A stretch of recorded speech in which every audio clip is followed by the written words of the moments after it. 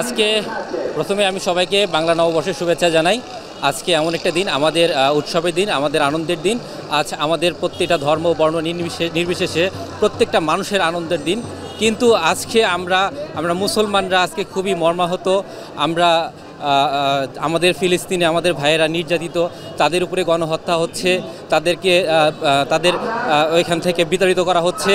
তো এই যে ফিলিস্তিনির যে গণহত্যা হচ্ছে, আমি আজকের এই নববর্ষের দিনে আমার প্রত্যাশা, আমি চাই যে ফিলিস্তিন স্বাধীন হোক, ফিলিস্তিনের মানুষরা স্বাধীনভাবে বাঁচুক। আমরা বাঙালিরা যেরকম স্বাধীনভাবে জীবনযাপন করছি, আমরা বাঙালিরা যেরকম সকল ধর্মের মানুষ, সকল বর্ণের মানুষ মিলেমিশে থাকছি, আজকের এই নববর্ষে আমার আশা, আমার প্রত্যাশা ফিলিস্তিনের মানুষরা তারাও স্বাধীনতা অর্জন করুক। এবং এই স্বাধীনতা অর্জনের জন্য আমি সমগ্র মুসলিম বিশ্বকে এক হওয়ার আহ্বান জানাই। পাশাপাশি সব মানুষকে, পৃথিবীর সব মানুষকে, কারণ মুসলমান এবং পাশাপাশি আমরা মানুষ।